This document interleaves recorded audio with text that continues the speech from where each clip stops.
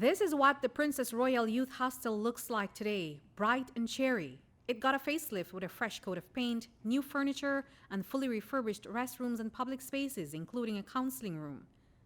This renovation became necessary because back in December, the home was in a deplorable state. According to Minister Dolores Baldaramas Garcia, the hostel is getting full rehabilitation from physical upgrades to programmatic changes. I myself was a bit appalled because I did not think that that is a way for children to live. I was almost in tears at seeing the condition, especially of the girls' and the boys' bathrooms. As a matter of fact, the shower stalls were completely rusted out. In the boys' area, they had to be backing water. The toilets were not flushed. It was really what I would say a horrible sight. Our purpose is that at that time, I pledged that within 4 months or so, we would ask the media to come back. We're a little bit late, but we wanted to finish, especially with the painting, the provision of the new furniture, television for the girls. I think the boys need a TV now, you know. But I'm particularly pleased, I'm very pleased to see the beautiful colors, and especially the programs that are now underway.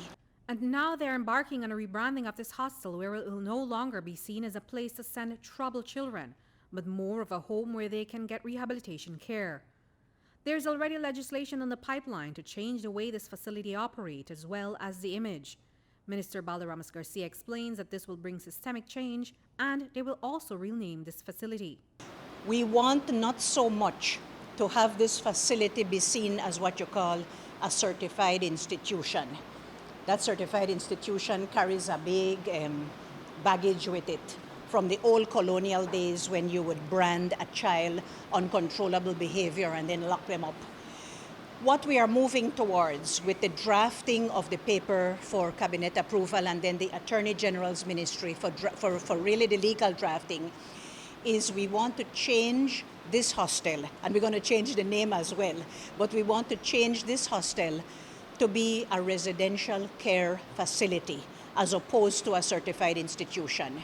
We believe that right up to the age of on the cusp of 18, children need to be treated a little bit differently. Yes, you will see locks on the doors, but that is more for the security, you know? I believe that with the new legislation that we will be bringing, we will be asking our magistrates not to take a child who is 13 and say, all right, you got a hostel till you're 18. We really do not believe that that is the correct approach. We will be asking for a review of the children's cases, perhaps every 3 months, maybe every 6 months, depending on the circumstance. And we will try to involve the families more. Again, this is not a place to lock up a child who may have done some stealing or something like that, but it is a place to assist them out of the circumstances and to help them to transition. The ministry says that they're engaging their 30 residents in new and dynamic programs once they're at the institution. But now they're also looking at ways to help these residents make a smooth transition back into society, and that starts with transitional homes. We have put systems in place. We have sufficient staff now. We have protocols, and we are really hoping that we can make this place be a welcoming place. Sometimes they bring in the evangelical religions to give a little bit of praise and worship for the children, but also we have activities. We're going to be trying to get into the sewing. As you can see, we got jerseys for the boys out on the basketball court. Try to get the children involved in different activities. And so I want to say that a facility such as this, not a place to lock up children, but a place to assist with the true rehabilitation. I believe that this place, as nice as it is looking now, it should be a last resort for children in conflict with the law and also in difficult circumstances. It should be a last resort, but also for the shortest period of time. We are looking at what we would call transitional homes, because we just spoke to a young lady and she says she's 17 now. So what happens when she becomes 18 and wouldn't be able to stay here anymore?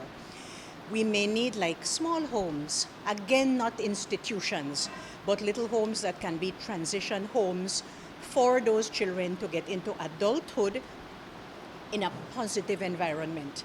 Because many times, I mean, we know it with the prisoners, we know it with the young people at the Wagner's facility.